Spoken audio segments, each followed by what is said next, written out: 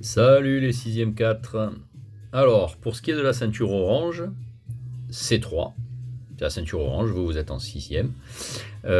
Pour le domaine 1, et même les 4 domaines, nous avons déjà traité l'objectif 1.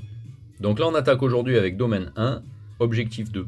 Voilà comment seront nommées les vidéos que vous pourrez aller voir sur la chaîne YouTube Gapo Mister Cat. Voilà. Alors, l'exo 1. Il y a une demi-droite graduée ici présente. Voilà.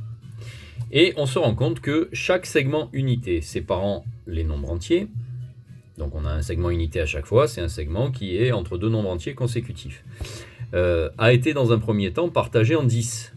Ce qui signifie que la première graduation qu'on voit là correspond à 1/10. Et là, ça répond à la question 1A. Et puis, chaque dixième a été repartagé en 10. Alors, il faudrait une loupe pour en être certain, mais vous me faites confiance.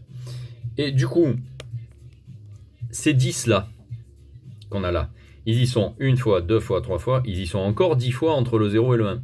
Ça veut dire qu'en fait, ce partage revient à partager le segment unité en 100. Et donc, la première petite graduation après 0, c'est 1 centième. Voilà, ça répond à la question B. Bien. Alors maintenant, 10 dixièmes, eh bien, il est là. C'est 1. C'est la même chose que 1. Donc, je pourrais même écrire à côté, là, 10 dixièmes égale 1. 10 centièmes, eh bien, il est là. C'est-à-dire que c'est 1 dixième. Donc, je peux écrire que 1 dixième égale 10 centièmes. Compris, hein? T'as compris? T'as compris ou pas? Oui, t'as compris. Bon, c'est bien. Ensuite, donc 10 centièmes, je peux écrire que c'est 1 dixième. 20 dixièmes. Ben 20 dixièmes. Si 10 dixièmes est ici, 20 dixièmes, c'est là. T'as toujours compris? C'est bien. Et enfin, 100 centièmes. Ben 100 centièmes. C'est là. C'est égal à 1. Voilà, et on a comme ça des correspondances entre les dixièmes et les centièmes sans problème. Ouais. Allez, on passe à la question 2. Donner une autre écriture de 60 dixièmes. Si on observe bien, ben 20 dixièmes c'est 2, 30 dixièmes c'est 3. Hop. 60 dixièmes c'est 6, pour son écriture la plus simple. Combien y a-t-il d'unités dans 70 dixièmes? Eh bien, dans 70 dixièmes, il y a 7 unités. Ça revient à écrire que 70 dixièmes est égal à 7. Quel est le nombre d'unités dans 4 dizaines et 40 dixièmes? Oufant. Qu'est-ce qu'ils nous font là? Alors, 4 dizaines, c'est 40 unités. Plus 40 dixièmes, c'est 4 unités. Et donc, nous avons 44 unités dans 4 dizaines et 40 dixièmes.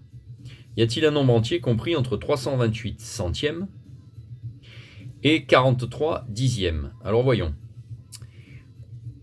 328 centièmes, c'est un peu au-dessus de 3, parce que c'est 300 centièmes. Oh, il faut que je recadre un peu là peut-être. Voilà. C'est 300 centièmes plus 28 centièmes. J'espère que sur ça vous êtes d'accord. Donc c'est 3 plus 28 centièmes. Quant à 43 dixièmes, que je peux écrire comme ça, eh bien c'est 40 dixièmes plus 3 dixièmes. C'est-à-dire 4 plus 3 dixièmes. Voilà. Donc, y a-t-il un nombre entier entre ces deux-là? Eh bien, entre ces deux-là, il y a 4.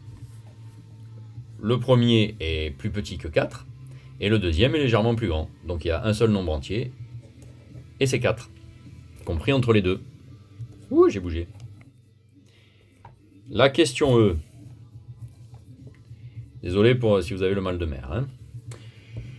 Combien y a-t-il de dixièmes dans 3 unités et 5 dixièmes? Vous savez quoi? Pour gagner du temps, je vais vous laisser faire les 3 dernières questions là. et vous avez de toute façon le corrigé. Allez, à plus pour l'exo 2.